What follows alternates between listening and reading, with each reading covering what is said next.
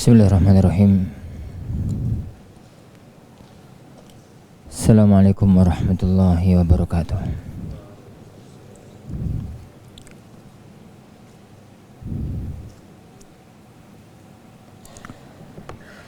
Innal hamdalillah nahmaduhu wa nasta'inuhu wa nastaghfiruh wa na'udzu billahi min shururi anfusina wa min sayyiati a'malina. Man yahdihillahu fala mudilla lahu wa may yudlil fala hadiya lahu. Asyhadu an la ilaha illallah wahdahu la syarika lahu wa asyhadu anna Muhammadan abduhu wa rasuluh. Allahumma salli wa sallim wa barik ala nabiyyina Muhammad wa ala alihi wa ashabihi wa man sara ala nahjihi ila yaumiddin, amma ba'd. Ikhwani wa akhwati fid din, a'azani Allah wa iyyakum. Alhamdulillah, kita lanjutkan kajian kita mempelajari kitab Al-Arba'un fil Ahkam oleh Al-Imam Al-Hafidh Al-Mundhiri rahimahullahu ta'ala.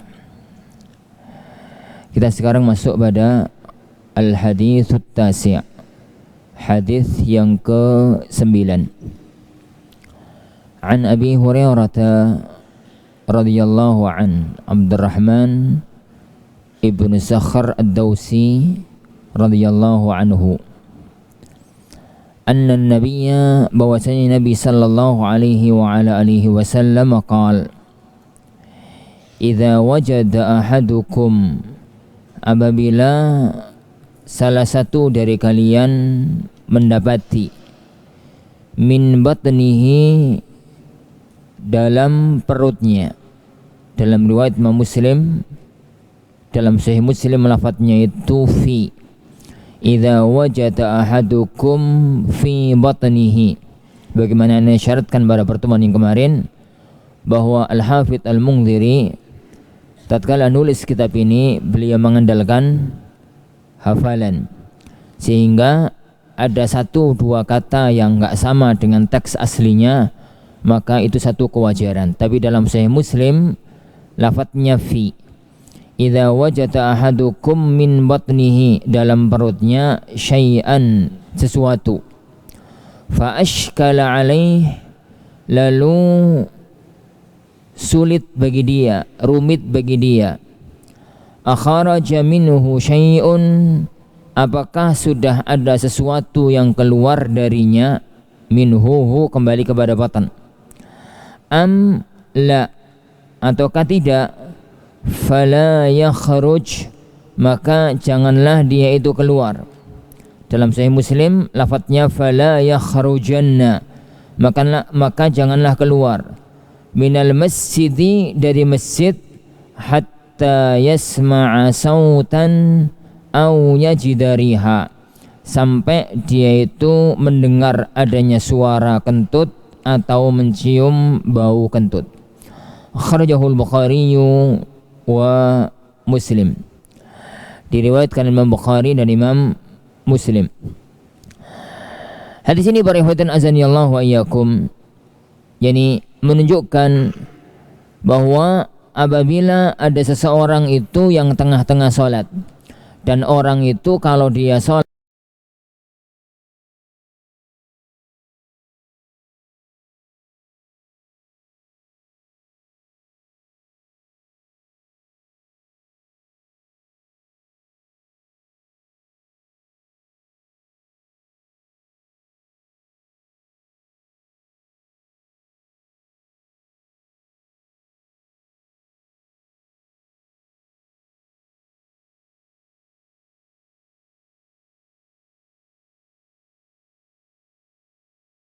itu kebelet pipis, kebelet ngentut, kebelet apa, ada sesuatu yang ada dalam perutnya dia rasakan. Lalu dia itu ashkal, dia itu ragu-ragu, rumit, nggak pasti bagi dia. apakah sudah keluar, yang dalam perut itu sudah keluar ataukah belum. Dia itu merasakan dalam perutnya, kalau dalam perutnya itu ada perasaan kepingin pipis, ada perasaan kepingin kentut, ada perasaan kepingin apa, itu pasti. Dia yang dia rasakan dalam perut itu adalah satu kepastian. Hanya dia ragu-ragu apakah sudah keluar ataukah belum. Maka kata beliau sallallahu alaihi wasallam, kata beliau sallallahu alaihi wasallam, fala yakhrujanna fala yahruj. Janganlah dia keluar dari masjid, maksudnya jangan batalkan sholatnya sehingga dia harus keluar dari masjid untuk berwudu sampai yakin. Dan tanda bahwasanya yakin sudah keluar adalah mendengar suara atau mencium bau, tanda kalau dia itu sudah hadas. Nah, hadis ini ya kawan menunjukkan pertama kepada kita, sesuatu yang masih dalam perut itu tidak ada hukum. Sesuatu yang masih dalam perut itu tidak ada hukum. Kenapa? Al-ibrah dalam hadas dan dalam najis itu kalau sudah keluar. Kata para ulama ilmu qawaidul fiqhiyah, al-ibratu fil hadathi wan najasati ma kharaja minhu. Jadi yang dijadikan patokan dalam hukum hadas, dalam hukum najis itu kalau sudah keluar dari badan. Kalau sudah keluar dari badan. Adapun kalau masih di dalam badan, maka tidak ada hukum. Tidak ada hukum. Kenapa?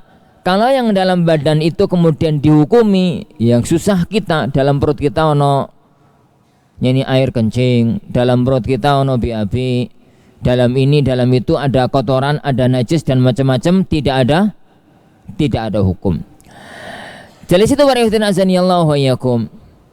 Kalau ada orang itu merasakan sesuatu yang bergerak, gerakan itu dari kandung kemih menuju ke zakar, tapi belum keluar, maka itu tidak membatalkan wudu dan juga tidak najis karena belum keluar, karena dia itu belum keluar. Itu masalah yang pertama. Jadi itu masalah yang pertama. Jadi yang dijadikan patokan itu adalah al-khuruj. Makanya al-ibrah dalam hadis ini akharaja minhu syai'. Apakah sudah ada yang keluar atau belum? Jadi patokannya itu keluar atau belum. Itu yang pertama.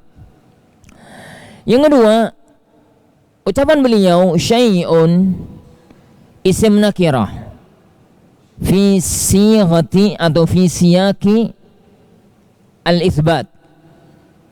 Yani maka atau fi siyaki al-istifham itu yufidu al-umum, menunjukkan yang keluar itu apapun. Yang keluar itu apapun. Apapun itu, apapun dan bagaimanapun. Apapun dan bagaimanapun. Dalam arti yang keluar itu dikit atau yang keluar itu banyak, dari kubul maupun dari dubur. Kentut tapi dikit banget, maka batal. Kentut banyak panjang gitu, maka juga batal. Syai'. Baik yang keluar itu kalau kencing satu tetes atau satu ember, sama-sama membatalkan. Dari mana ambilnya ya Juan? Syai'un. Syai'un itu lafzul umum, lafaz umum yang karena dia adalah isim nakirah. Baik yang keluar itu mu'tadan atau ghairu mu'tad. Baik yang keluar itu mu'tad atau ghairu mu'tad. Mu'tad itu normalnya manusia keluar semacam itu. Ghairu mu'tad itu enggak normalnya manusia keluar semacam itu. Normalnya manusia keluar semacam ini ya Juan, kentut, kencing, apa? BAB, madhi, wadi, itu normal. Normalnya manusia. Tapi ada yang enggak normal, keluar cacing. Ini keluar cacing. Baik cacing itu gede kayak ulo, ini besar kayak ulo. maupun cacing itu cacing kecil, yang penting keluar dari dubur, atau keluar dari kubul, baik yang keluar itu adalah kencing, atau yang keluar itu neker misal gitu ya, batu atau apa, pokoknya keluar. Maka itu membatalkan wudu. Tapi para ikhwan azanillahu wa iyyakum, yang membatalkan wudu itu apabila sumbernya itu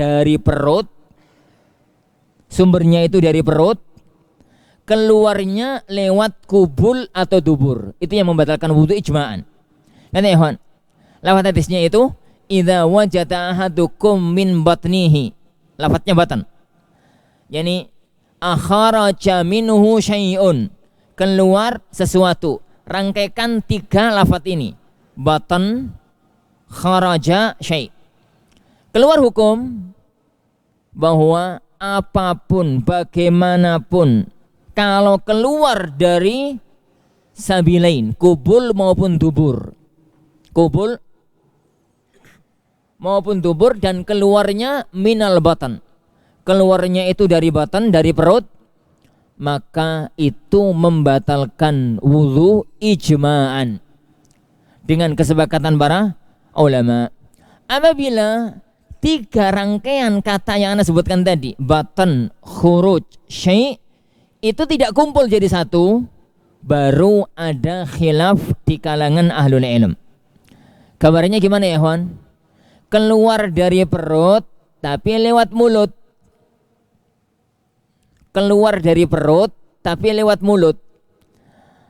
Apa coba? Yang keluar dari perut tapi lewat mulut atau lewat hidung? Muntah. Itu kalau ada wujudnya. Kalau udara?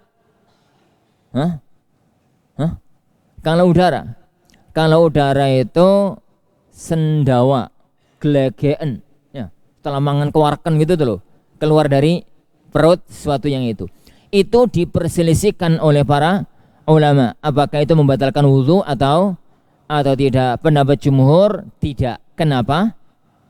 Karena yang keluar itu meskipun dari perut tapi tidak dari sabilain. Yang kedua, dibalik, keluar lewat sabilain tapi nggak dari perut. Keluar lewat sabilain tapi nggak dari perut. Dan itu 2 hukum, 2 masalah. Siapa tahu? Keluar lewat sabilain tapi nggak dari perut. Dan itu 2 kasus dalam hukum fikih. 1, 2. Yang saya tahu ya kan? Yang satu itu masalah rutubatul mar'ah. Yang kedua, khurujur rih minal kubul. Ini rada vulgar apa ya? Sekapul dikit lah, enggak apa-apa. Pertama ya ikhwan, rutubatul mar'ah itu lendir yang ada di farjinya wanita sampai merembes keluar. Enggak haid, enggak nifas, enggak kencing, enggak madhi, enggak wadhi. Selain itu, tapi terasa ada yang basah dan terasa ada yang sampai merembes keluar. Merembes itu ketahuannya di celananya, itu kelihatan basah. Maka itu namanya rutubatul mar'ah. Itu namanya rutubat al-mar'ah. Itu keluar dari farji, keluar dari kubul, tapi asalnya bukan dari perut. Apakah itu membatalkan wudu? Apakah itu najis ataukah tidak? Ada khilaf di kalangan para ulama. Yang zahir juga tidak. Kenapa? Karena bukan dari perut. Karena dia bukan dari perut. Yang kedua, kentut tapi dari depan. Jadi suara kentut tapi keluarnya dari depan. Bau tapi nggak bau kentut. Nggak ada bau kentut, tapi suara kentut, tapi keluarnya bukan dari belakang. Keluarnya itu dari depan. Itu yang dalam istilah fikih para ulama khurujur rih minal kubul. Keluarnya angin dari kubul. Antum pernah lihat ya, Hon? Pernah tahu? Pernah merasakan? Kalau laki-laki nggak ada. Ana belum pernah tahu kasus ini terjadi pada laki-laki. Tapi yang ada di kitab-kitab fikih, kasus ini itu terjadi pada perempuan. Kasus ini itu terjadi pada perempuan, terutama ba'da nifas. Jadi ba'da nifas, sekitar ba'da melahirkan itu terjadi kasus yang semacam itu. Para ulama kita berselisih tentang hukum yang terakhir, keluarnya angin minal kubul. Apakah itu dihukumi kentut? Dihukumi kentutnya membatalkan wudu, otomatis membatalkan sholat, ataukah itu tidak dihukumi kentut karena dia tidak keluar dari dubur? Ada perselisihan di kalangan para ulama. Pendapat yang ana pilih dalam masalah itu bukan kentut. Kenapa? Karena tidak berasal dari perut. Itu berasal dari sesuatu yang lainnya. Wallahu a'lam. Yang lainnya itu apa? Nanti aja bahasnya kak sekarang. Jadi min batnihi, dari perutnya. Akharaja minhu syai'un, apakah keluar sesuatu? Apakah keluar sesuatu atau tidak? Baik. Perhatian azanillahu yani wa iyyakum. Masalah berikutnya yang ada dalam hadis ini adalah kalau seseorang itu gak yakin ada yang keluar, maka al-yaqin la yazulu bisyak. Sesuatu yang yakin tidak bisa hilang dengan sesuatu yang masih meragukan. Yang yakin dia dalam kondisi suci karena sudah sholat. Karena masuk ke dalam sholat berarti dia sudah suci. Dan sekarang hadasnya meragukan. Karena yang yakin dia itu suci dan hadasnya meragukan, maka dia tetap berpegang kepada keyakinan. Al-yaqinu la yazulu bisyak. Sesuatu yang yakin tidak bisa hilang dengan sesuatu yang meragukan. Dalam istilah yang lain dikatakan para ulama kita, al-aslu baqa'u ma kana ala ma kan. Hukum asal seseorang itu tetap memberlakukan diri dengan hukum yang telah lalu sebelum adanya hukum yang datang belakangan. Adapun berikutnya, kalau yakin dia itu batal, dan tanda bahwasanya dia itu batal yakinnya adalah mendengar suara atau mencium bau, atau enggak dua-duanya tapi yakin, atau enggak dua-duanya tapi yakin, maka berarti dia telah batal wudunya dan wajib untuk keluar dari sholat. Taib. Bagaimana kabarnya ya ikhwan? Yakin tapi enggak keluar bau, enggak keluar suara dan enggak bau. Gimana kabarnya? Dia itu kebelet ngentut. Ditahan dan yakin bahwasanya dia itu nahan ngentut. Tapi mau dibrol noisin, ini mau dikeluarkan itu malu, akhirnya dikeluarkan dikit gitu. Dia tuh yakin kalau itu kentut, dikeluarkan dikit, jangan sampai ada suara yang keluar.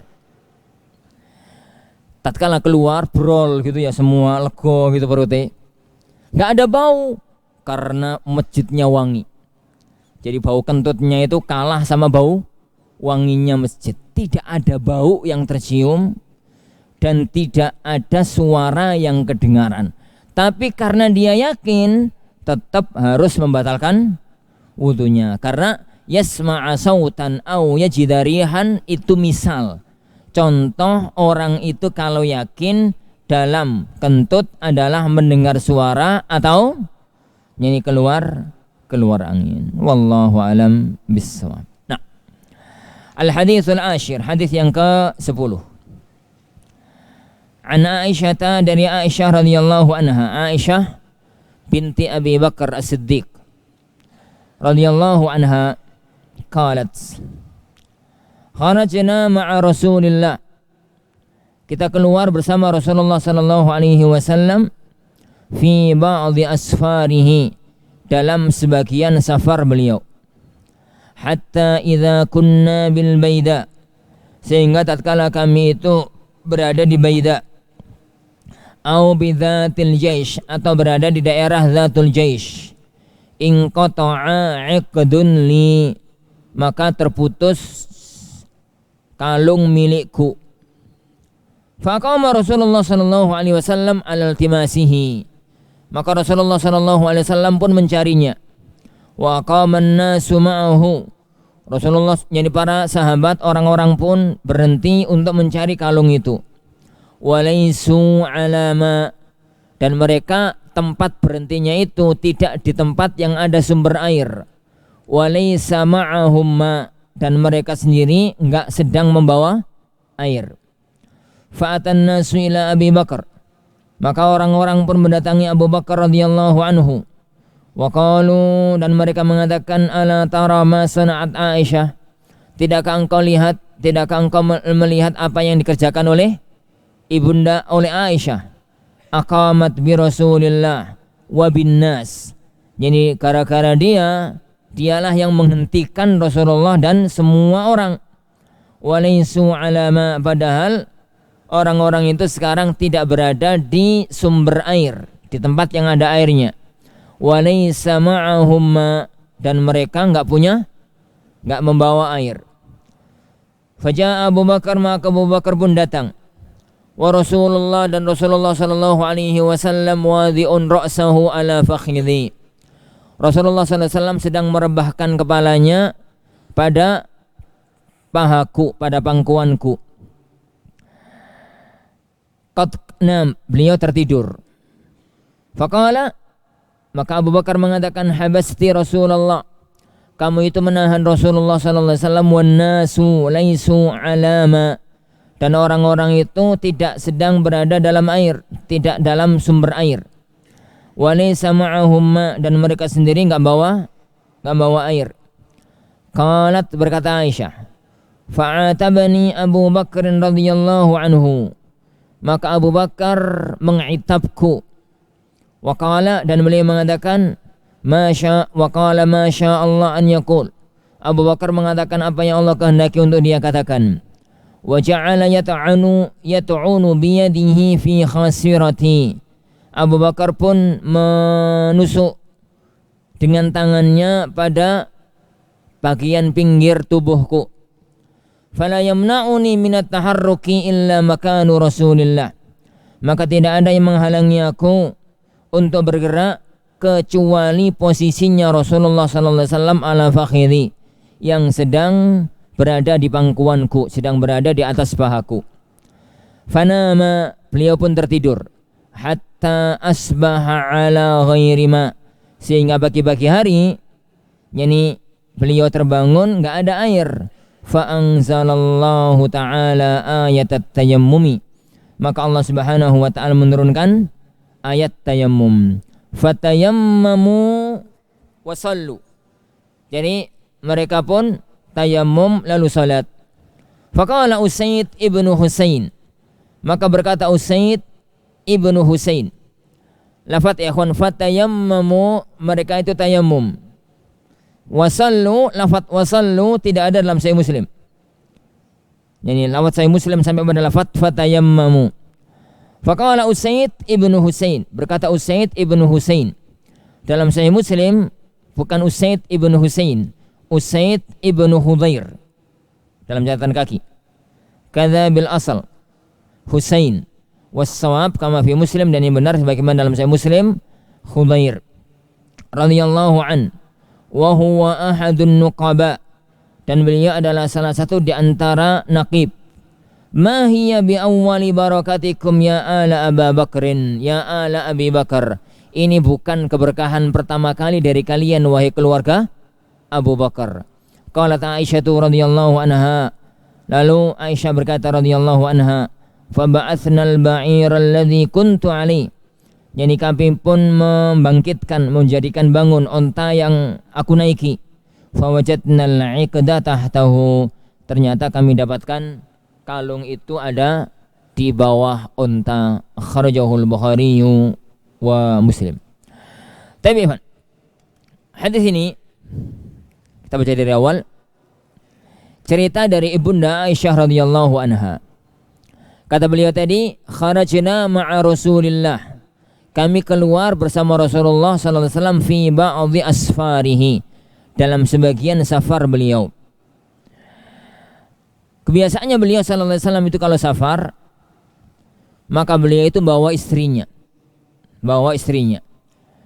Tapi karena istrinya 9, nggak mungkin dibawa semua, rekreasi itu jadinya. Karena istrinya 9 nggak mungkin dibawa semua, dibawa 1. Siapa yang dibawa? Karena safar itu nggak mungkin dibagi. Maksudnya nggak mungkin dibagi. Jadi sekarang istri pertama, safar lagi istri kedua, safar lagi istri ketiga, itu tetap nggak bisa berbuat adil. Bisa jadi safar sekarang safar dagang, safar besok safar perang. Lu yang istri yang mau bawa safar perang itu ya nggak mau. Safar sekarang rekreasi, safar nanti safar kerja. Safar sekarang 2 hari, safar nanti 1 hari. Jadi nggak jelas. Karena ketidakjelasan, padahal semua istri punya hak yang sama untuk sama-sama diajak keluar, maka berarti patokannya kembali kepada kaidah hukum qur'ah. Jadi kaidah hukum qur'ah itu apa ya? Diundi. Qur'ah itu diundi. Kalau ada satu barang atau satu hak yang dimiliki oleh lebih dari 1 orang, kemudian yang berhak itu tidak ada tarjih, dan barang itu atau hak itu nggak bisa dibagi, maka yusaru ilal qur'ah, bisa dilakukan hukum qur'ah, bisa dilakukan hukum qur'ah apabila terpenuhi 3 syarat yang ana sebutkan tadi. Pertama, barang atau hak itu milik bersama. Barang atau hak itu milik bersama. Itu yang pertama. Yang kedua, pemiliknya itu barang itu maksudnya tidak bisa dibagi. Barang atau hak itu tidak bisa dibagi. Yang ketiga, pemiliknya tidak ada tarjih yang menguatkan satu dengan yang lainnya.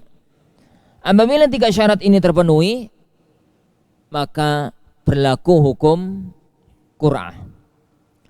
Apabila salah satu dari syarat ini tidak terpenuhi, maka tidak berlaku hukum qur'ah. Maka tidak berlaku hukum qur'ah. Dalam arti ya kawan, kalau barang itu milik 1 orang, ya jelas lah milik 1 orang. Atau kalau barang itu milik bareng-bareng tapi bisa dibagi, maka harus dibagi. Atau kalau ada yang lebih kuat antara satu dengan yang lainnya, maka yang lebih kuat itu yang diberi. Apabila 3 syarat ini terpenuhi, barulah menggunakan kaidah qur'ah. Kaidah jadi untuk qur'ah, di lotre, dibagi. Begitu juga dengan safarnya Rasulullah SAW, maka beliau menggunakan qur'ah, ngelotri istri-istrinya siapa yang berangkat. Kebetulan tatkala safar ini yang keluar undian lotrian adalah Ibunda Aisyah radhiyallahu anha. Fi ba'dhi asfarihi, dalam sebagian safar beliau, dan safar ini adalah safar perang Bani Mustalik. Safar perang Bani Mustalik atau yang masyhur juga dalam sejarah atau dalam sirah nabawiyah dengan perang Al-Muraisi'.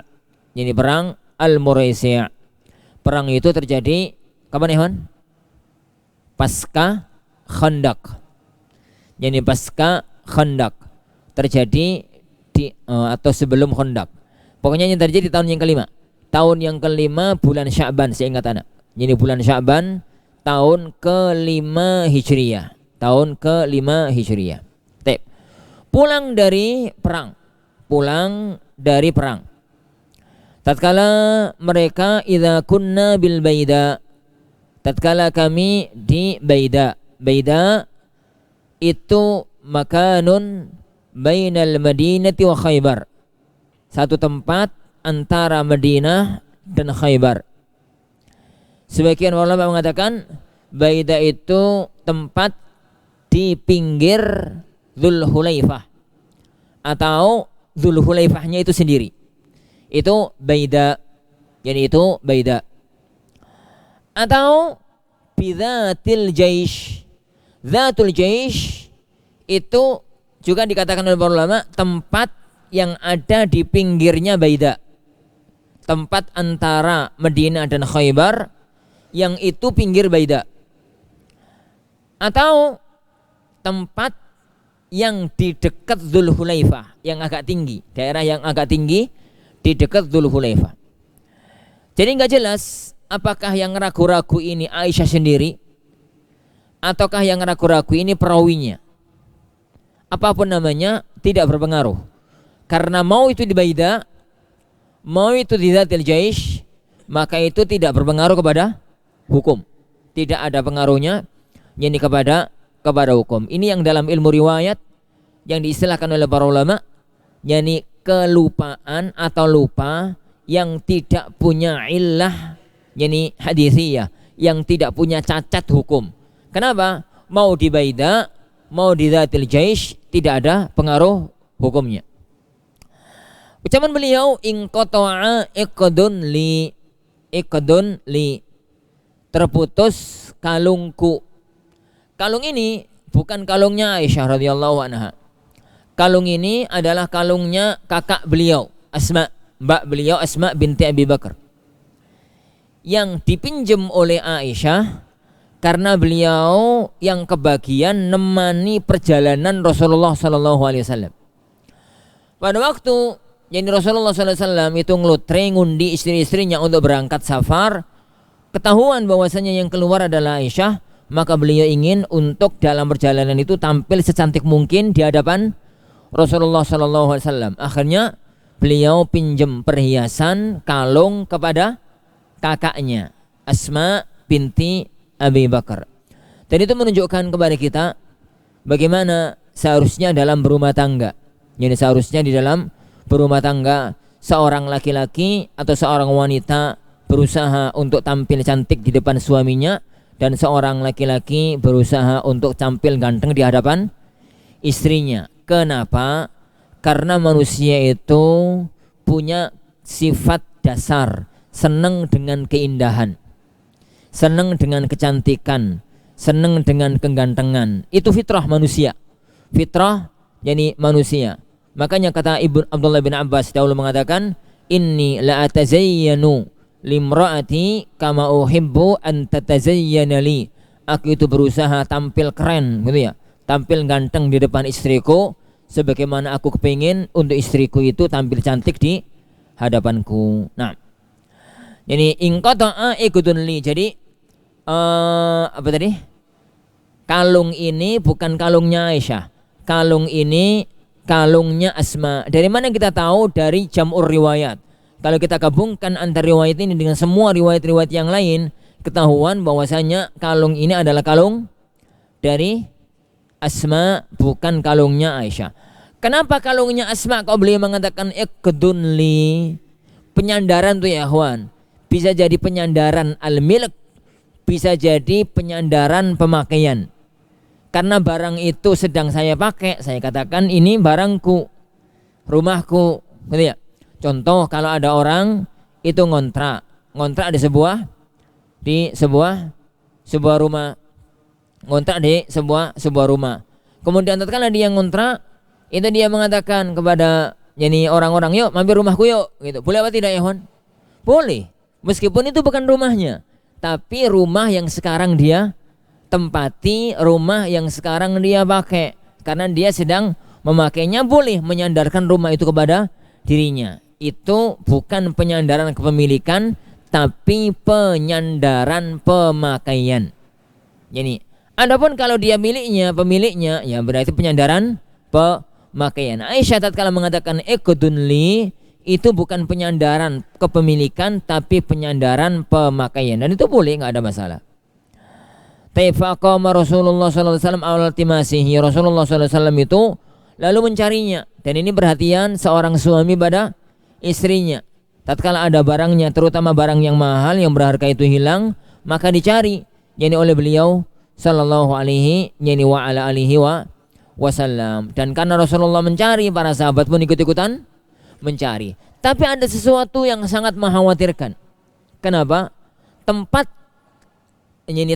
hilangnya kalungnya Ibunda Aisyah itu bukan di tempat yang dekat air, sehingga kalau datang waktu sholat mereka bisa berwudu di tempat yang ada airnya tersebut. Dan mereka sendiri sekarang ini sudah posisi pulang dari perang, perbekalan tipis, air cuma sedikit, nggak cukup untuk berwudu, tidak cukup untuk berwudu. Saat itu belum ada syariat untuk tayamum. Jadi syariat tayamum itu belum ada. Syariat tayamum itu belum ada. Khawatir mereka kalau datang waktu sholat nggak bisa mengerjakan sholat. Hal itu yang membuat para sahabat wadul lapor sama keluarganya Aisyah. Mau lapor sama Rasulullah gak mungkin, malu, segan. Akhirnya mereka lapornya sama bapaknya Aisyah. Setengah marah, setengah jengkel gitu. Gara-gara anakmu. Jadi kita tertahan di sini. Lihat Rasulullah itu tertahan di sini, gak jadi berangkat. Jadi orang-orang juga tertahan di sini gara-gara anak sampean. Itu kira-kira omongan nih. Jadi orang-orang kepada siapa? Jadi kepada Aisyah, kepada Abu Bakar radhiyallahu an. Merasa anaknya sumber masalah, merasa anaknya itu dipermasalahkan oleh para sahabat, maka Abu Bakar punya kewajiban untuk negur Aisyah meskipun sudah punya suami, meskipun suaminya itu kiai, meskipun suaminya itu ustad. Jangankan ustad, suaminya adalah Rasulullah sallallahu alaihi wa ala alihi wasallam. Jadi ya ikhwan, didik anak, memperhatikan urusan anak itu tidak ada batasnya sampai anaknya meninggal dunia atau bapaknya yang meninggal dunia. Jangan dipahami kalau anak itu sudah nikah atau sudah dinikahkan selesai tanggung jawab pendidikan. Tanggung jawab akhirat tetap berlangsung sampai orang tuanya meninggal dunia atau anaknya yang meninggal dunia. Lihat Rasulullah sallallahu alaihi wa ala alihi wasallam. Tatkala beliau sudah nikahkan putrinya dengan Ali, maka banyak riwayat yang menunjukkan bahwasanya Rasulullah sallallahu alaihi wasallam itu masih perhatian, nasihati, negur dan macam-macam kepada Fatimah radhiyallahu anha. Jadi kepada Fatimah radhiyallahu anha. Begitu juga dengan yang lain. Jadi begitu juga dengan tatkala malam-malam Rasulullah sallallahu alaihi wa ala alihi wasallam itu sebelum subuh itu datang ke rumahnya Fatimah. Sebelum subuh bangunkan malam. Jadi beliau mengatakan ala tusalliyan, bangun, yuk salat malam yuk. Itu. Ini mertua, orang tua datang ke rumah anaknya yang sudah dinikahkan. Ali qadarullah tatkala itu begadang malam. Siangnya capek kerja, malamnya itu gak tidur sampai malam. Jam-jam 3 dibangunkan, ngantuk pol, capek masihan. Masih capek, masih ngantuk. Normalnya manusia ya kawan, Ali juga manusia. Jadi orang itu kalau siangnya capek, malam itu lembur begadang gitu ya, sampai larut baru tidur. Subuh itu saya ngantuk. Itu lumrah. Lah ini jam-jam 3, jam-jam setengah 4 dibangunkan oleh Rasulullah SAW. Ali tahu yang bangunkan itu adalah mertuanya Rasulullah SAW, dan beliau tahu dibangunkan untuk sholat malam, tapi capek, ngantuk masihan. Maka muncul sifat manusianya. Beliau mengatakan, ya Rasulullah, inna nufusana biyadillah. Ya Rasulullah, nyawa kita itu loh ya Rasulullah di tangan Allah. Ini Allah kehendak bangunkan kita, yuk bangun, yuk gak. Ini yuk gak. Wani ngomong sama kita, sama mertuanya, sama Rasulullah SAW. Ya kondisinya manusiawi. Rasulullah SAW tahu bukan tipikalnya Ali nggak bangun malam. Ini bukan kayak antum. Bukan tipikalnya Ali nggak bangun malam. Beliau tahu pantunya itu kayak apa, putrinya itu kayak apa. Kalau kemudian dibangunkan kok begitu, berarti mungkin ada kondisi lain. Oleh Rasulullah SAW biarin aja. Beliau sudah. Beliau ahli komentar semacam itu beliau tinggal sambil mengatakan, sambil membaca firman Allah Subhanahu wa taala, wa kanal insanu aktsaru syai'in jadalah. Dasar menungso kakek bantah. Dasar manusia kakek bantah. Ala kulli ikhwan. Itu menunjukkan bahwasanya seorang tua, orang tua itu bukan berarti putus tanggung jawab pendidikan kalau putrinya sudah dinikahkan atau putranya sudah menikah. Lihat Yakub alaihi salatu wassalam.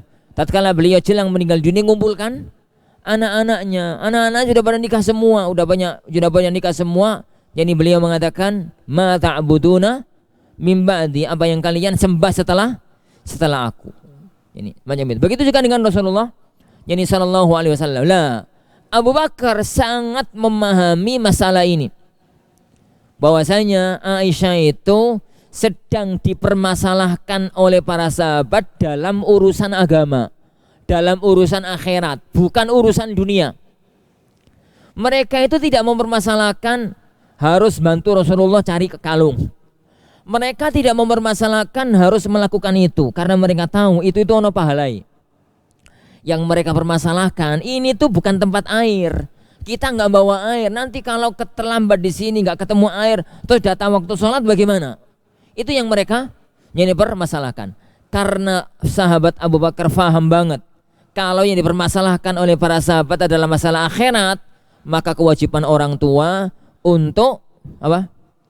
Kewajiban orang tua jadi untuk beliau itu negur anaknya karena berkaitan dengan masalah akhirat. Adapun kalau dengan urusan dunia rumah tangganya anak, maka orang tua tolong jangan terlalu masuk. Begitulah sunnahnya Rasulullah SAW dan para sahabat. Gak kaya wong tua zaman saiki kuali. Ini urusan dunia diurusi gitu sama orang tuanya. Ini urusan akhirat, sudah nikah urusan suaminya, urusan keluarganya sendiri. Tapi kalau sudah urusan dunia, orang tuanya terlalu ikut campur. Dibalik ikhwan, urusan akhirat tanggung jawab Anda. Urusan dunia, orang tua itu jangan terlalu masuk ke dalam urusan anaknya. Lihat Abu Bakar As-Siddiq itu konglomerat. Yani orang kaya raya bangsa Arab tatkala itu. Punya anak perempuan namanya Asma, putri seorang konglomerat dari dulu sampai sekarang, gak kenal kerja, gak kenal masak, gak kenal nyapu, gak kenal nyuci. Nah, putri konglomerat ngapain harus kerja? Wong di rumah banyak pembantu. Di zaman dulu kalau ada pembantu tapi kan banyak budak. Sama Abu Bakar dinikahkan dengan Zubair ibnul Awwam, Asyrah Mubasysyarina bil Jannah. Yani orang yang termasuk 10 besar sahabatnya Rasulullah SAW. Dalam urusan akhirat Zubair itu papan atas, tapi Zubair itu dalam urusan dunia orang miskin. Seorang petani. Sudah gitu sawahnya jauh di daerah Awali. Awali itu pinggiran kota Madinah. Jarak terdekat Awali dari pusat kota, dari Masjid Nabawi itu 2 mil. 1 mil 1,6 kilo. Berarti sekitar 3 kilo. Zaman itu rongono sepeda motor, kalau ke sawah jalan kaki. Jadi jalan kaki. Apa kata Asma? Yani Abu Bakar nikahkan aku dengan Zubair. Tatkala itu aku nggak bisa masak, nggak bisa bikin roti, sampai tetanggaku wanita-wanita Ansor ngajari aku bikin roti, ini bikin roti. Lah Zubair itu punya kudanya kan nggak mungkin dibawa ke sawah toh. Kuda di zaman itu ditaruh di rumah untuk kendaraan. Wa kuntu asusuha, akulah yang ngeramut kuda nih Zubair.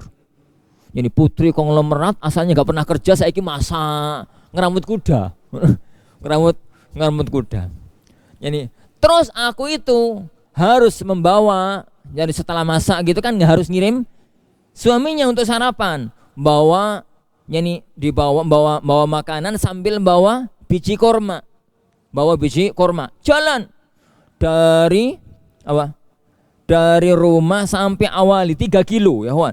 Jalan 3 kilo itu sini mana? Sini mana? Sini Golaan ya?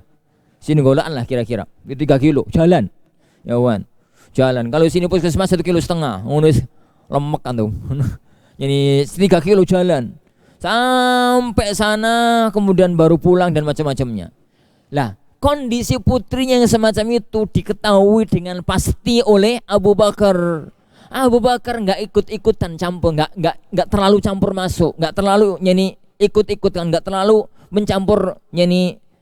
mencampuri urusan rumah tangga rumah tangga putrinya. Nggak kemudian ngomong, Zubair sampai dadi laki-laki kok miskin gimana, putriku makan apa? Makan nasi, makan apa? Jadi putriku bagaimana? Sudahlah biarkan. Dunia itu ada jatahnya masing-masing. Ada jatahnya masing-masing. Tapi lama-lama perasaan orang tua terhadap putrinya ya kasihan. Kasihan akhirnya sama Abu Bakar dikasih seorang budak, dikasih pembantu. Dikasih seorang pembantu untuk membantu kebutuhan rumah tangganya. Apa komentar Asma setelah punya pembantu rumah tangga? Faka'annahu a'taqoni, kayak Abu Bakar itu memerdekakan aku dari perbudakan. Jadi kemarin itu saking susahnya kerja sampai seakan-akan jadi budak. Itu gambaran orang tua dari kalangan para sahabat. Rasulullah SAW pun semacam itu. Masih ingat toh kisah ada zikir subhanallah alhamdulillah Allahu akbar menjelang tidur itu? Bukankah jalur ceritanya itu Fatimah itu tangannya melepuh karena buat adonan roti. Ingat ya, adonan roti zaman itu belum ada orang jual tepung. Belum ada orang jual tepung. Jual tepung itu zaman sekarang. Zaman itu adanya jual gandum, jual syair jelai itu. Jual syair jelai. Lah, mereka orang-orang Arab itu makannya khubz, makannya roti. Roti itu nggak mungkin dibuat dari syair, dari jelai atau gandum, itu harus jadikan tepung. Bagaimana caranya ya? Pakai roha. Ngerti roha? Tahu penggilingan jagung, penggilingan beras zaman dahulu sebelum ada mesin? Batu gede. Terus ada tongkatnya begini di bawah. Di atasnya itu batu lagi. Ono lobangi. Di atasnya itu ada lubang agak besar. Lah terus ada pegangannya. Di lubang besar itu dimasukkan jagung, gandum, diputar gini. Putar gitu. Jagung itu masuk tertindih antara dua batu. Akhirnya kemudian keluar, pecah jadi kecil-kecil jadi tepung. Itu namanya roha. Antum kawan disoy. Jadi gak ngerti. Pokoknya gitu lah.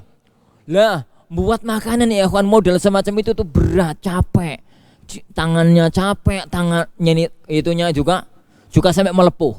Sampai melepuh. Tapi Fatimah nggak pernah ngeluh. Rasulullah SAW juga sangat paham sekali kalau putrinya semacam itu, juga nggak pernah dikomentari. Biarin aja. Sampai suatu ketika Fatimah itu dengar kalau Rasulullah SAW pulang dari satu peperangan bawa tawanan perang yang banyak.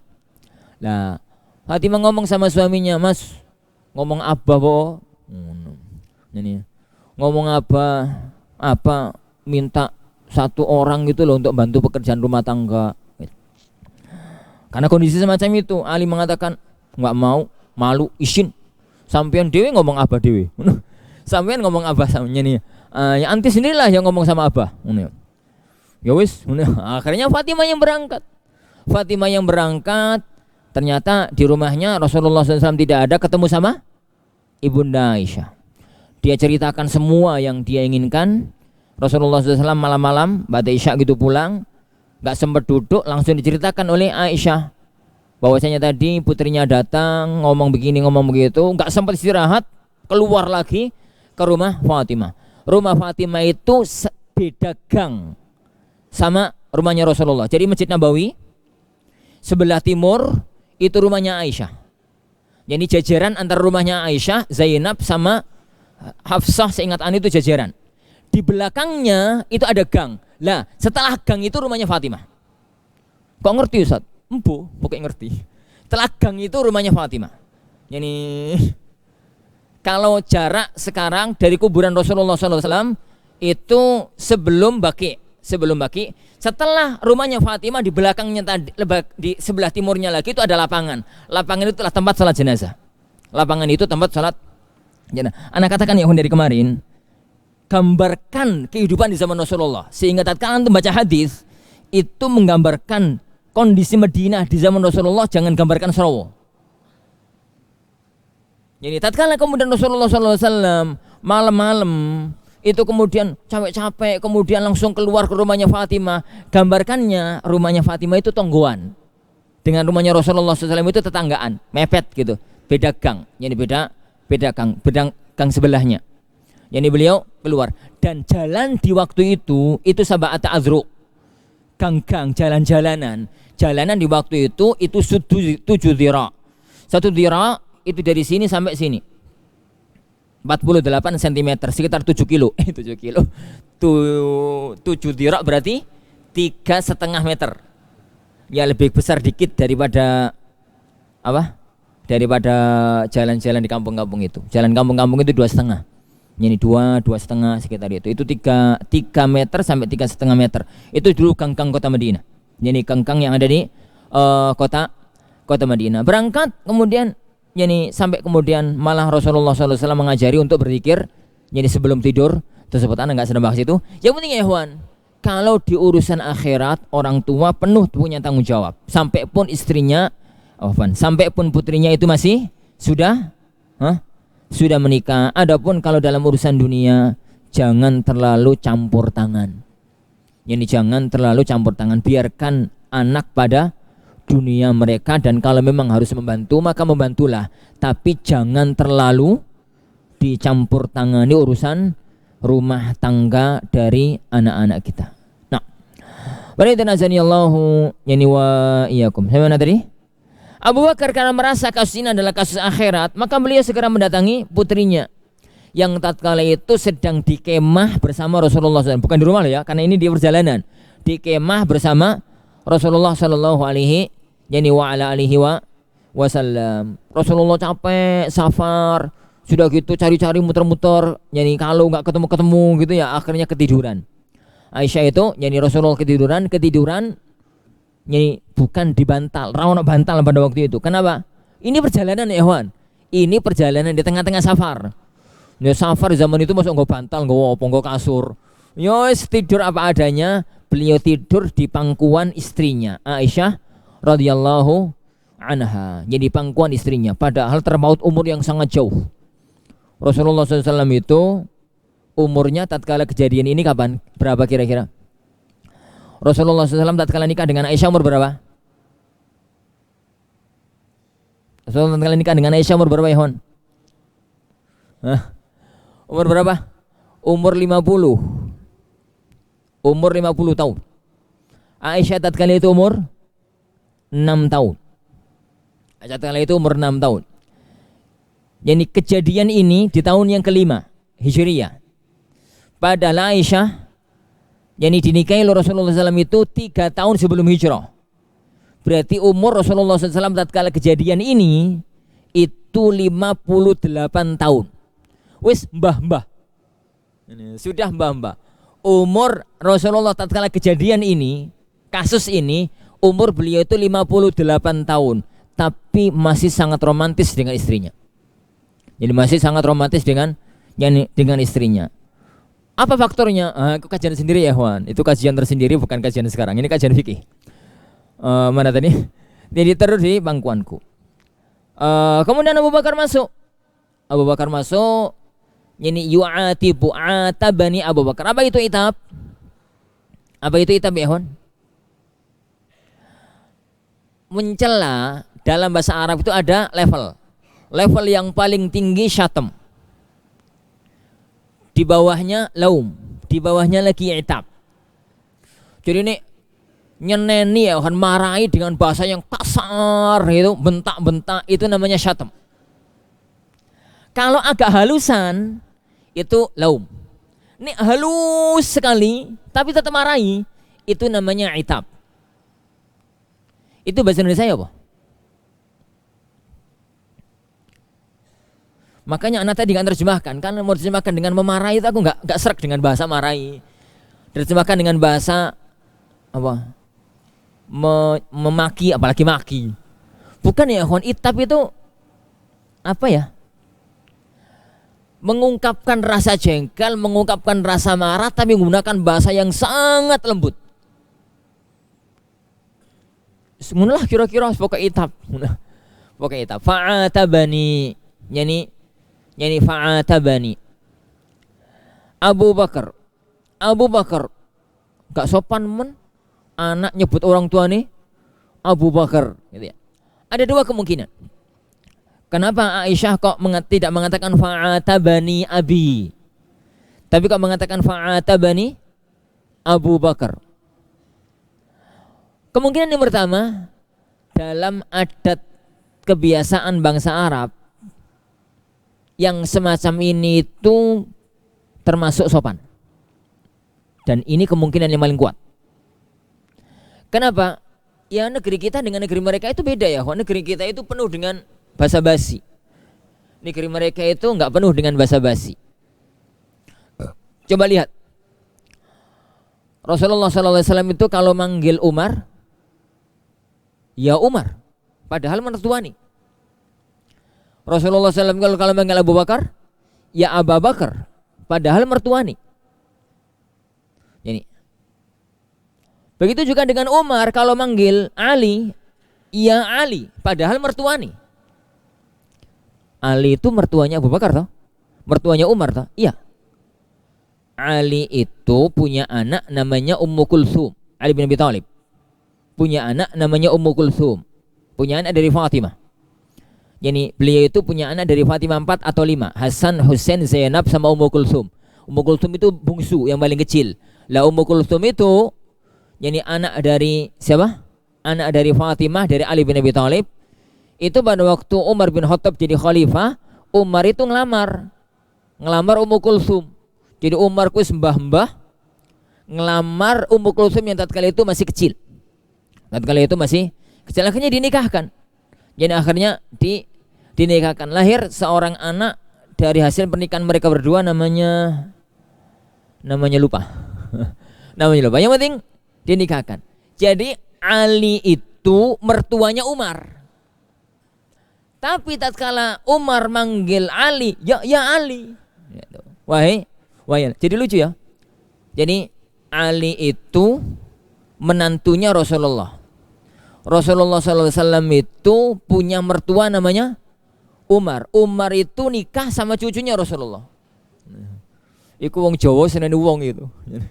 Tapi karena negeri mereka nggak ada panggil-panggilan, jadi harus nyantai aja. Lah, itu yang menunjukkan kepada kita bahwasanya manggil orang tua dengan nama itu wajar di negeri mereka. Lah, itu kalau mertua. Kalau orang tua sendiri manggil, kalau manggil itu abi, bapakku. Tapi kalau menceritakan itu pakai namanya. Itu lumrah. Banyak hadis itu, Abdullah bin Umar misalnya mengatakan, Ra'aitu Umar. Saya melihat Umar. Padahal bapak dewi. Saya melihat Umar, enggak saya melihat abi, enggak begitu. Itu zahirnya menunjukkan bahwasanya itu lumrah di kalangan mereka.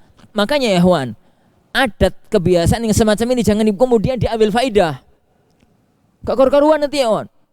Hadis ini menunjukkan kepada kita bolehnya atau malah lucu sunnahnya manggil mertua dengan namanya langsung. Masya Allah, kacau balau enggak? Ini kewaya itu ngerti usul fikih. Padahal hasilnya kacau balau. Fahami sekali lagi ya ikhwan, fahami sirah nabawiyah. Sehingga tatkala kita ngambil faidah itu tidak mengambil hadis itu enggak kita bawa ke negeri kita, kemudian kita ambil faidah di negeri ini. Kacau nanti hasilnya. Fahami hadis itu dengan konteks lapangan di zaman Rasulullah, faidahnya apa? Baru bawa ke sini dengan maknanya bukan dengan lafadznya. Sebagaimana yang ada dalam hadis-hadis yang Jadi hadis-hadis semacam ini. Coba sekarang antum praktekkan, manggil mertua namanya langsung. Mertuanya namanya Abdullah. Tul. Yakin tuh anaknya dijaluk nih. Anaknya itu diminta lagi sama dia. Si kasih anaknya gak sopan. Kenapa? Salah mengambil faedah hadis. Anak ngomong ini ya Wan, karena anak pernah dengar kajian di radio. Kalau nggak salah di Al-Furqan. Ada seorang ustadz, bukan ustadz kita, bukan ustadz Al-Furqan. Hadis semacam ini, bukan hadis ini tapi hadis yang lain. Anak sampai teriak. Ini di rumah itu ada radio di setel gitu ya, pas kita sedang aktivitas apa gitu. Hadis ini para jamaah sekalian menunjukkan kepada kita bolehnya manggil mertua dengan namanya langsung. Lah, Ustadz Edan, aku yang spontan Anda mengatakan, lah, Ustadznya Edan. Ngawur tuh ya, Wan. Istimbat itu ngaco. Ustadz itu di mana letak kesalahannya? Tidak menguasai sirah nabawiyah. Itu letak kesalahan utamanya. Dia itu nggak mampu menggambarkan zaman Rasulullah itu kayak apa. Adat istiadat yang berlaku di zaman itu kayak apa. Rasulullah SAW itu sebagai seorang yang hidup di tengah masyarakat nggak bisa keluar dari adat. Tatkala beliau bicara sesuai dengan konteks adat yang berlaku, sesuai dengan konteks adat yang berlaku. Lah, maka dalam kondisi yang ini semacam itu diambil faedah-faedah yang muncul darinya. Panjang kalau Anda bahas ini.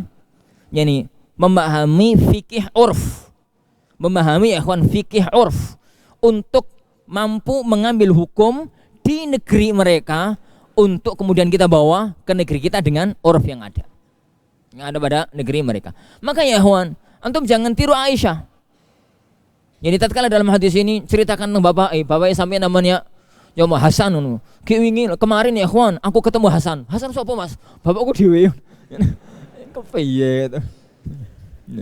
Jangan ya ikhwan. Jadi istimbatat dari hadis itu ada kawaid-kawaidnya. Tidak bisa disatukan, tidak bisa untuk dilepaskan antara satu ilmu dengan ilmu yang lain. Makanya mungkin teman-teman itu bosan, anak tekankan untuk menguasai sirah nabawiyah. Karena anak sering mendapatkan kesalahan itu berangkat dari ketidakmampuan menguasai gambaran kehidupan di zaman Rasulullah sallallahu alaihi wasallam. Sehingga tatkala memahami hadis itu dia itu menggambarkannya negeri kita. Jadinya aneh gitu loh. Jadinya itu jadi aneh. Nanti kan jadi aneh bagi orang yang suudzon pada Aisyah. Itu kan akhirnya Aisyah itu kurang ajar, gak sopan belas sama orang tuanya gitu. Yang suudzon. Yang husnudzon jadinya boleh mengambil orang tua, memanggil orang tua dengan namanya. Dua-duanya salah. Dua-duanya salah. Kenapa? Karena istimbat yang di luar konteksnya. Istimbat yang berada di luar konteks hadis yang berlaku. Tapi ya, itu masalah yang pertama. Anda katakan tadi, ucapannya Ibunda Aisyah, fa'atabani. Apa tadi mana itab? Itab itu teguran tapi halus. Jadi Abu Bakar. Ini Abu Bakar. Taib. Itu kemungkinan yang pertama. Kemungkinan yang kedua, beliau sengaja tidak memanggil Abu Bakar dengan nama bapaknya Abi gitu. Karena posisinya posisi itab. Posisinya posisi marah. Posisinya posisi negur. Mestinya orang tua itu gak negur, gak marah. Marah yuk kata di wong tua. Marah yuk kata jadi orang tua. Kemungkinan yang kedua itu, tapi kemungkinan yang pertama bagi Anda lebih dekat. Radhiyallahu an. Wa qala ma sya'allah an yaqul. Jadi Abu Bakar ngomong banyak, itu maksudnya ngomong banyak tentang kasus yang terjadi di luar. Wa ja'ala yat'unu bi yadi fi khasirati. Khasirah itu bagian pinggir, di bawahnya zila. Di atasnya ini namanya apa? Ini namanya bagian tengah. Masa berdiri aku saya mana? Jadi fahami postur tubuh manusia dengan lafadznya ya, Wan. Lafadz bahasa Arab yang tepat untuk memahami alfazun nubuwah. Sodr, kita itu ada sodr, ada batan. Mana sodr, mana batan?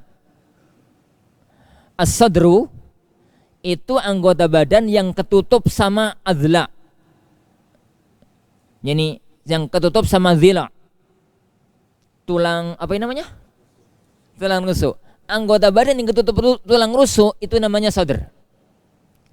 Di bawahnya yang tidak ketutup tulang rusuk itu batan. Itu batan. Lah, maka sadr itu dari sini sampai sini. Sampai ini loh. Tulang rusuk yang paling bawah ini masuk sadr. Yang enggak terlindungi oleh tulang rusuk itu baru namanya batan. Itu baru namanya batan. Maka tatkala memahami hadis, kana Rasulullah yadha'u yadahul yumna 'alal yusra fis sadr. Itu enggak ini ya. Bukan ini. Ini itu yani Garuda di dadaku.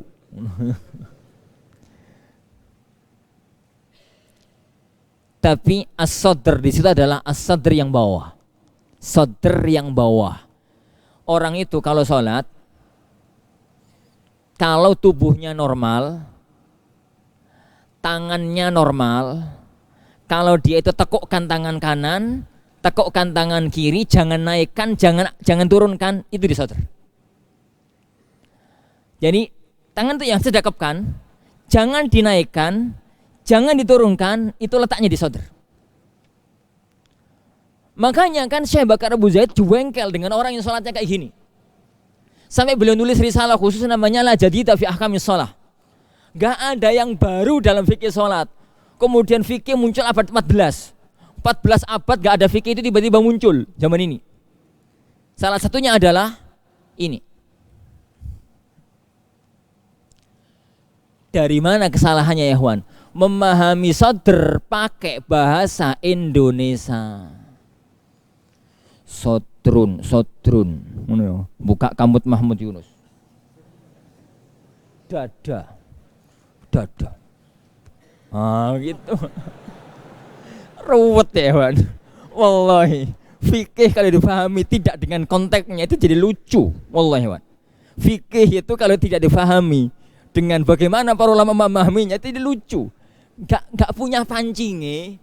Ini nggak punya pancingnya, kemudian ngambil ikan itu ya ruwet ya Wan hasilnya.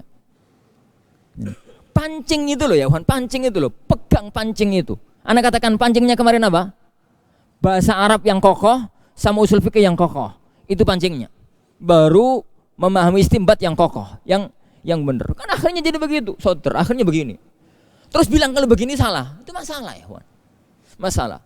Sadr itu yang ketutup sama adla, itu sadr. Kalau di bawahnya yang nggak ketutup itu batan. Lah, kalau dari samping, anggota samping tubuh yang tidak ketutup sama dhila, itulah khasirah.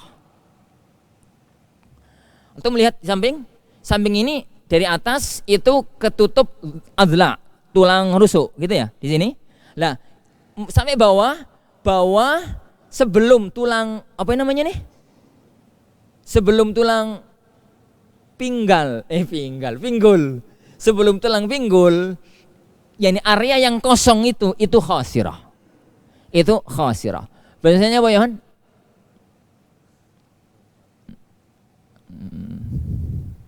Apa? Sebelah. itu khasirah. Yani itu khasirah. Makanya para ulama kita misalkan Hafidz Ibnu Hajar rahimahullah dan para ulama-ulama yang lain, saya ingatkan Hafidz Ibnu Hajar dalam Fatwa Nawawi misalkan dalam Syarah Sahih Muslim dan yang lainnya, tatkala menafsirkan kanan nasu yani ya yusalluna ala khasiratihim, orang-orang dulu ada yang sholat itu tangannya diletakkan alal khasirah. Itu bentuknya bagaimana? Ada 3 kemungkinan. Kemungkinan yang pertama, jadi fikih sholat, jadi begini, tangan ini nyentuh khasirah yang sini, tangan ini nyentuh khasirah yang sini. Itu kemungkinan yang pertama. Kemungkinan yang kedua, kedua tangan berada di salah satu khasirah, begini, gitu ya. Kemungkinan yang ketiga, begini. Anehnya, mudah-mudahan Anda nggak salah ingat, Ibnu Hajar menguatkan yang dilarang oleh Rasulullah SAW itu yang ini. Ya iyalah maksudnya gini. Ala kuliah ya kawan. Anda cuma ingin mengatakan makna khasirah. Anda ingin mengatakan makna Oleh karena itu salah satu di antara yang harus dipahami juga kemampuan bahasa. Salah satunya begitu tadi ya, Ikhwan. Mana wajah, mana syahmatul udhun. Yani wajah itu yani min syahmatil udhun ila syahmatil udhun. Banyak ikhwan mengatakan syahmatil udhun itu telinga. Jadinya telingaku ini. Salah, Mas. Syahmatul udhun itu enggak ini. Ini loh. Ini. Dan begitu. Yani yang lainnya. Sehingga tidak salah menempatkan dalil dan tidak salah memahami ucapan para ulama kita, tidak salah memahami. Karena bahasa Arab itu detail sekali. Ini namanya ini namanya kursu. Ini adanya macam-macam. Jadi detail sekali.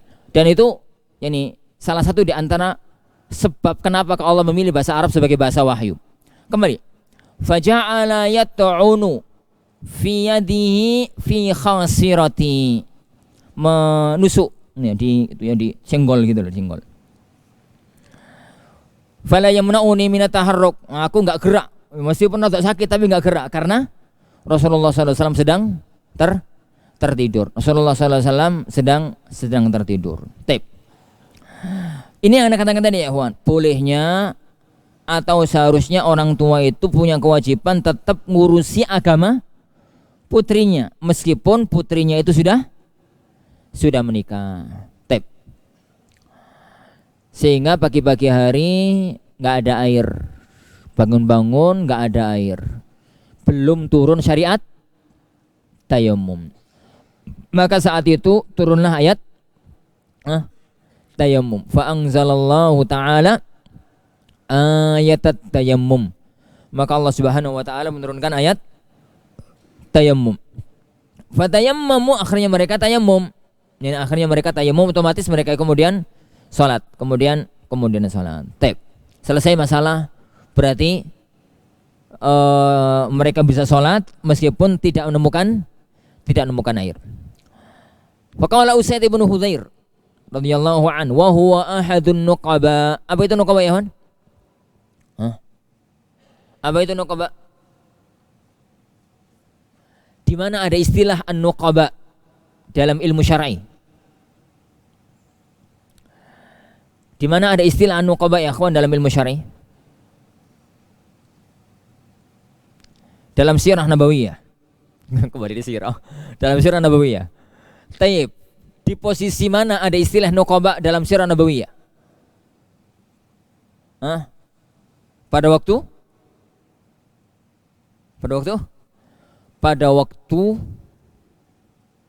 haji.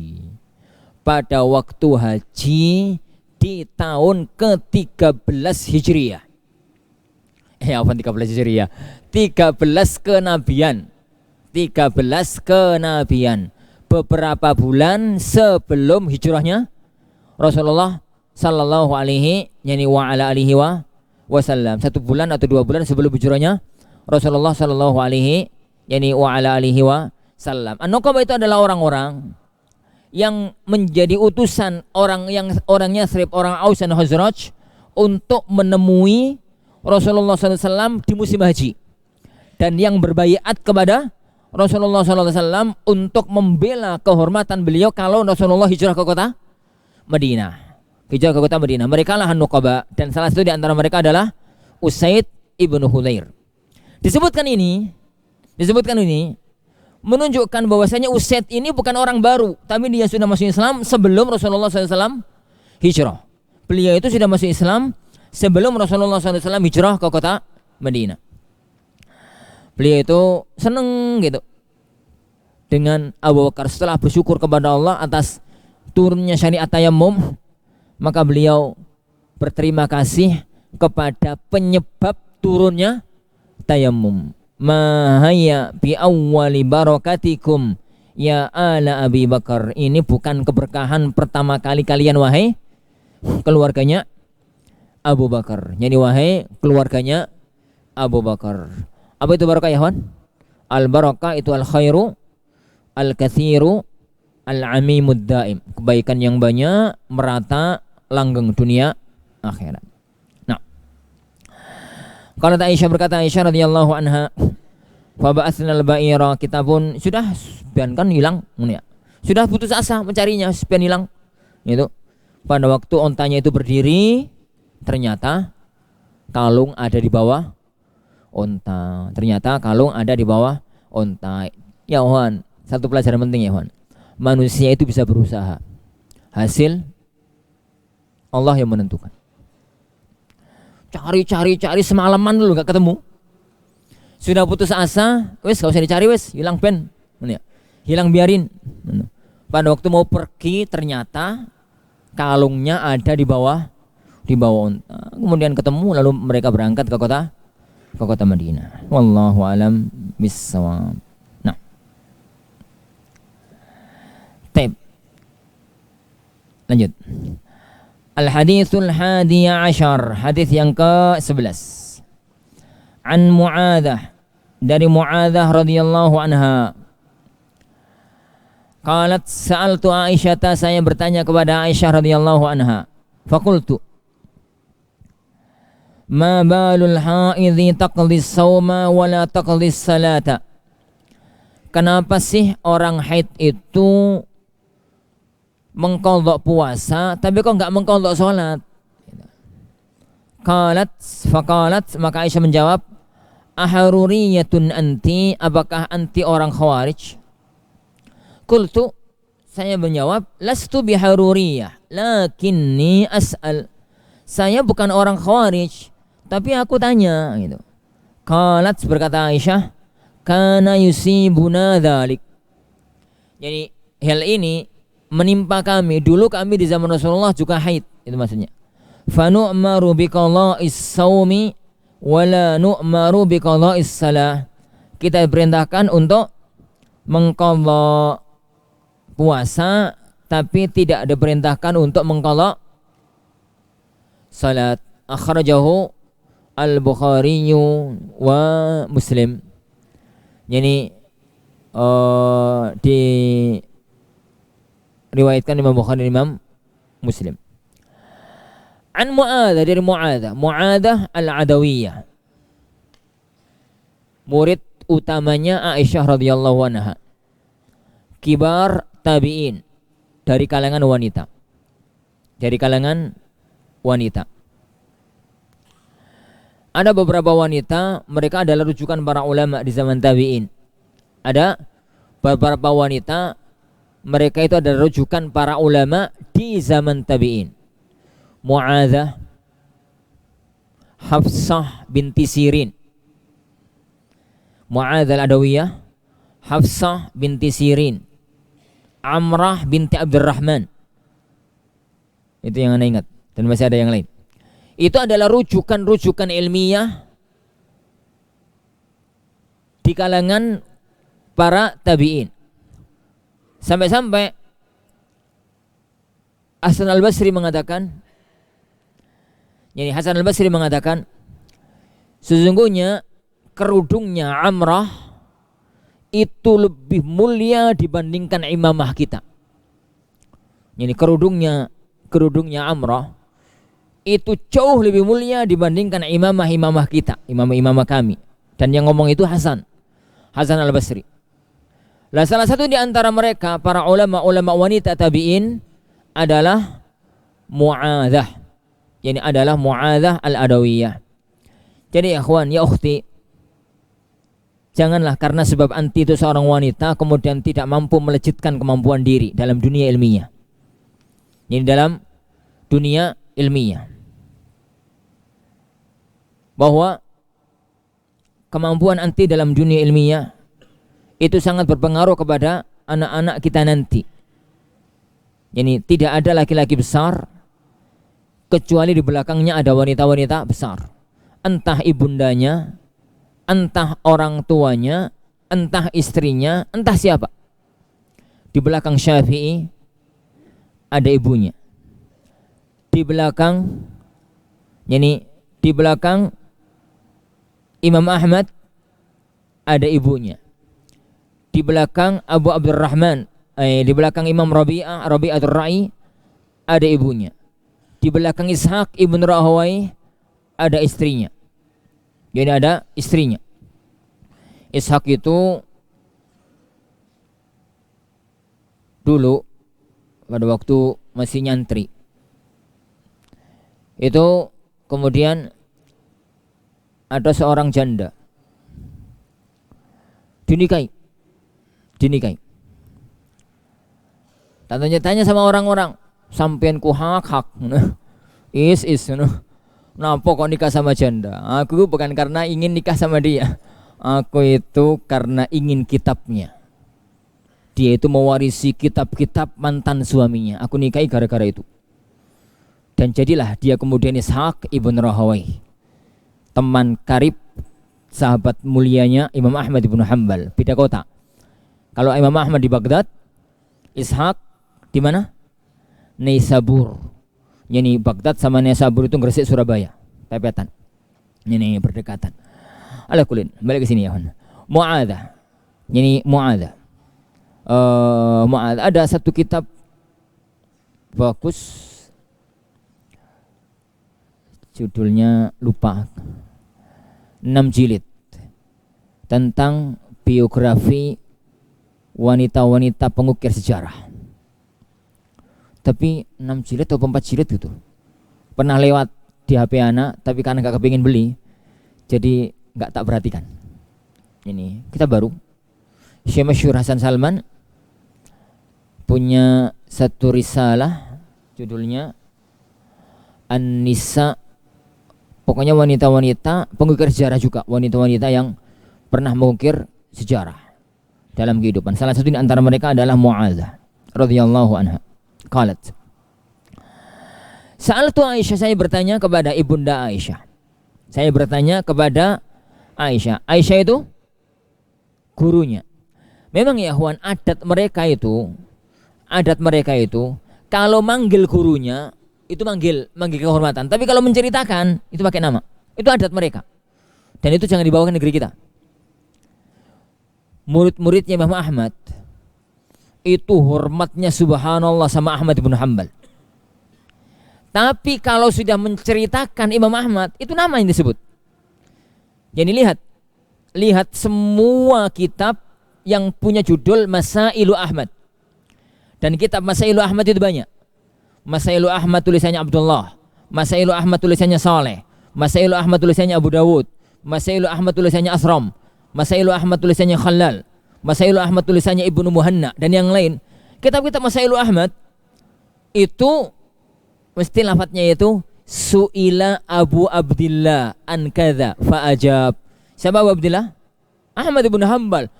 Penulis itu yang Anda sebutkan namanya tadi semuanya adalah murid-muridnya. Tapi tatkala menceritakan gurunya, panggil namanya langsung. Kayak begini, Sa'altu Aisyah.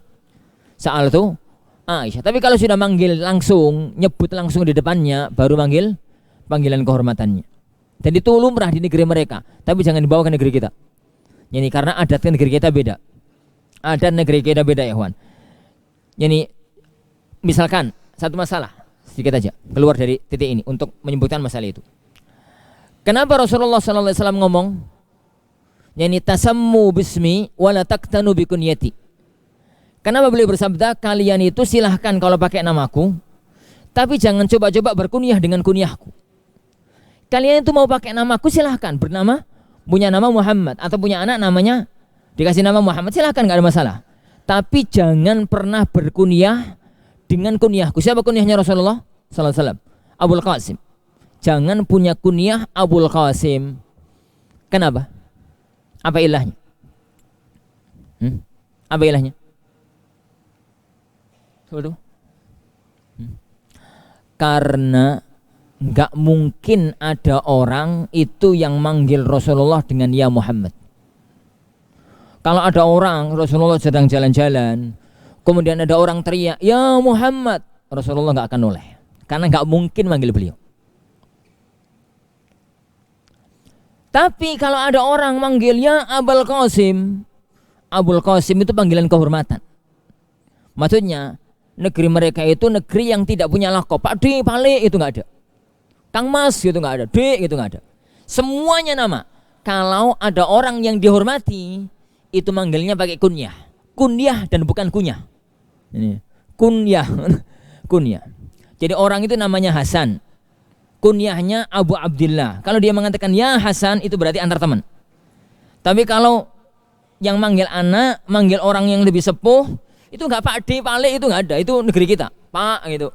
Manggilnya ya Aba Abdillah. Maka kalau ada orang mau manggil panggilan orang lain, ya Abul Qasim, itu Rasulullah noleh. Manggil dia apa enggak? Noleh. Terus kemudian orang itu ngomong enggak ya Rasulullah, mboten jenengan, itu kan enggak enak. Yani akhirnya beliau melarang hal tersebut. Makanya jumhur ahlul ilmi mengatakan Abul Qasim setelah wafatnya Rasulullah boleh. Karena ilahnya sudah hilang. Itu dari mana dipahami? Memahami konteks lapangan di zaman mereka. Di zaman itu. Jangan pahami hadis ini dengan konteks lapangan negeri kita. Jadi jauh berbeda. Kembali ke sini. Sa'altu Aisyah radhiyallahu anha qultu. Saya bertanya, ngapain sih, kenapa?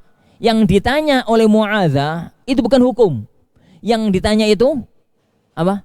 Hikmah. Illah. Ini hukumnya jelas. Kalau haid, kalau nifas, itu kalau haid dan nifas itu enggak puasa, enggak sholat. Enggak puasa, enggak sholat. Ya. Tapi mengqadha puasa, enggak mengqadha sholat, itu jelas. Sekelas Mu'adzah, jelas. Wana SD aja ngerti kok. Apalagi sekelas Mu'adzah, murid seniornya Aisyah.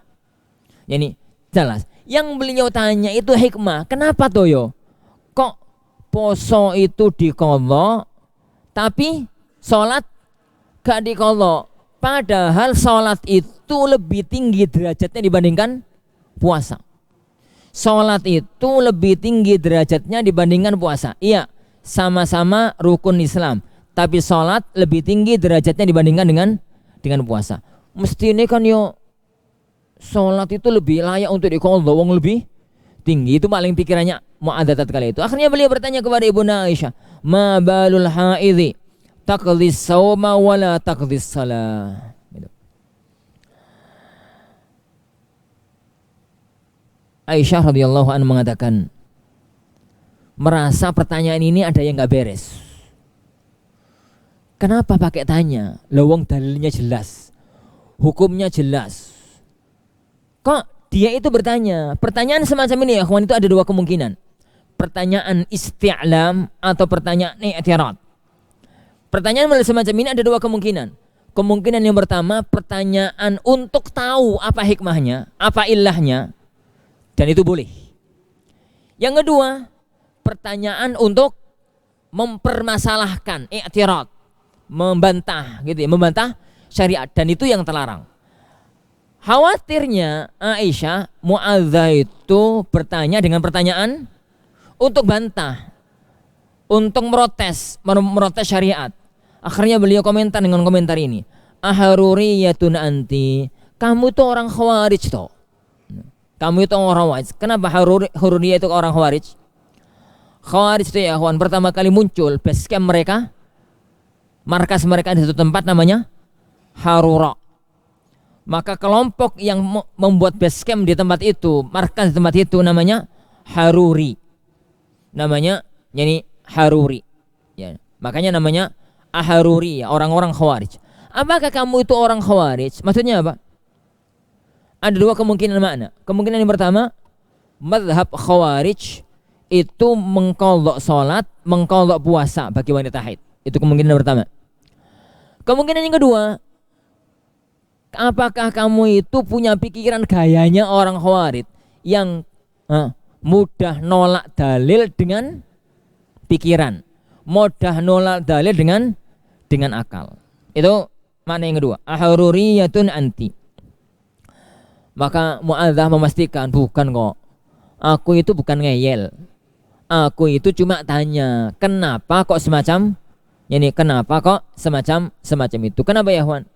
Karena memang kaidah dasar agama kita itu as-sam'u wa ta'ah, dengar dan taat. Tapi kalau tahu buktinya, tahu faktanya, tahu hikmahnya, maka itu nurun ala nur, lihat ma'inna qalbi, semakin mantap. Makanya kan Rasulullah SAW beberapa kali dalam banyak hadis Kalau yang beliau sampaikan kebukti, beliau komentarnya kan cuma mengatakan, "Yani hal ta'lam anni Rasulullah." Loh, kamu baru tahu tuh, aku kan Rasulullah. Itu. Lihat dalam hadis Hudzaifah, dalam Sahih Muslim. Tatkala Hudzaifah dia menceritakan ada seorang itu yang datang menghadap sama Rasulullah sallallahu alaihi wasallam, lalu mengatakan, "Ya Rasulullah, saudaraku sakit perut. Saudaraku sakit perut ya Rasulullah. Bagaimana ya Rasulullah?" Rasulullah SAW mengatakan, "Isqihi asala." Kasih minum madu. Oh nggih. Orang itu pulang. Ngasih pak saudaranya tadi madu. Bukannya sembuh, tambah parah. Tambah gulung-gulung sakit gitu. Keesokan harinya datang lagi menghadap sama Rasulullah SAW. Kemudian mengatakan, "Ya Rasulullah, saya yang kemarin bertanya tentang sakit perut. Saudara saya ya Rasulullah tambah parah sakitnya." Maka oleh Rasulullah SAW mengatakan, "Isqihi asala." Kasih minum madu. Oh nggih, pulang. Jadi karena yang ngomong Rasulullah SAW, sahabat itu ngerti yang disampaikan Rasulullah itu wahyu, bukan analisis kedokteran. Maka beliau pulang. Dikasih minum madu yang kedua kalinya. Jadi kasih minum madu yang kedua kalinya. Tambah parah. Tambah gak karu-karuan. Ke hari yang ketiga, tanya lah, kalau dokter model kayak gini enak duduk aja. Resep pertama salah, resep kedua salah.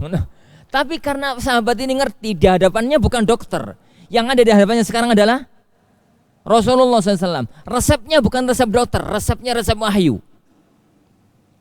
Maka beliau datang lagi ketiga kalinya, bertanya, "Ya Rasulullah, saudaraku ya sudah 2 kali tak kasih minum madu ya Rasulullah tambah parah. Gimana ya Rasulullah?" Rasulullah tetap mengatakan, "Isqihi asala." Kasih minum madu. Nah kalau antum di hadapan dokter model kaya ngono, oh dokter edan. Akhirnya dia pulang ngasih minum madu ketiga kalinya, terus sembuh, total sembuhnya. Hari keempat datang menghadap sama Rasulullah sallallahu alaihi wasallam. Dia mengatakan, "Ya Rasulullah, alhamdulillah ya Rasulullah, saudaraku sembuh." Apa komentarnya beliau? "Ala ta'lam anni Rasulullah." Kamu baru tahu ya, aku ini Rasulullah. Itu aja. Kamu baru tahu ya. Itu menunjukkan bahwasanya kalau ada syariat yang terbukti itu menambah keyakinan kalau dia adalah Rasulullah. Kalau itu benar-benar yani wahyu. Kalau dia benar wahyu. Kasus kedua dalam Sahihain. Kasus orang yang berjuang keras gitu sampai dipuji oleh para sahabatnya. Para sahabat saking yani seriusnya, saking gagahnya dia dalam perjuangan. Selesai perang, beberapa sahabat cerita sama Rasulullah, "Ya Rasulullah, ada fulan itu ya Rasulullah, Masya Allah, gagah berani, Masya Allah." Pokoknya menceritakan macam-macam lah. Maka Rasulullah SAW mengatakan, "Huwa min ahlin nar." Dia masuk neraka. Para sahabat yuk tercengang bingung. Wong kita sedang menceritakan kehebatannya dalam medan juang, dalam perjuangan melawan orang-orang kafir, lah kok komentarnya dia masuk neraka. Tapi kan nggak mungkin bantah, karena ini bukan analisis panglima perang, ini berita wahyu. Pertempuran berikutnya ada para sahabat sengojo perang itu buntuti orang yang diceritakan kemarin itu, dibuntuti kemana-mana, gak ikut perang, yang buntuti toh. Orang itu berperang dengan gagah berani, tapi qadar Allah lawannya juga kuat, akhirnya dia yang jatuh. Dalam kondisi sakit parah didatangi. Ini dalam satu riwayat orang itu nggak kuat nahan sakitnya, akhirnya dia bunuh diri. Dalam satu riwayat didatangi, kemudian ditanya, sampeyan itu sudahlah, nggak usah bersedih, gembiralah karena engkau akan mati syahid. Dia mengatakan, "Aku berperang bukan karena Islam, aku berperang untuk membela kaumku." Kemudian dia mati. Orang yang tahu kejadian itu ngacir kepada Rasulullah SAW, saking senengi membuktikan kebenaran sabda Rasulullah. Kemudian dia datang menghadap sama Rasulullah SAW mengatakan, "Ya Rasulullah, orang yang dulu ya Rasulullah saya ceritakan gagahnya, mati bunuh diri ya Rasulullah." Rasulullah yang senyum, lalu beliau mengatakan, "Ala ta'lam anni Rasulullah." Kamu baru tahu ya aku ini Rasulullah. dan hadis-hadis semacam itu banyak. Yang intinya ya ikhwan, memang landasan agama kita itu sami'na wa ata'na. Landasan agama kita itu sami'na wa ata'na. Pokoknya begitu syariatnya, begitu kita laksanakan. Yakinlah kalau itu satu kebenaran. Kan itu wahyu. Asalkan dalilnya benar, memahami ini benar, itu patokannya ya ikhwan. Asalkan dalilnya benar, memahami ini benar. Yang sering jadi masalah itu kan dalilnya benar tapi memahaminya ya ini enggak benar. Kenapa ya ikhwan, suatu ketika ada salah satu di antara antum mungkin sudah pulang, dia datang ke rumah, Ustaz, ada Ustaz di rumah. Ustaz sunnah? Iya Ustaz sunnah. Apa katanya? Apa kata beliau? Katanya Ustaz, kalau laki-laki pakaian kayak jenengan kayak begini ini nggak boleh Ustaz. Lah terus? Katanya dia sunnahnya laki-laki itu begini.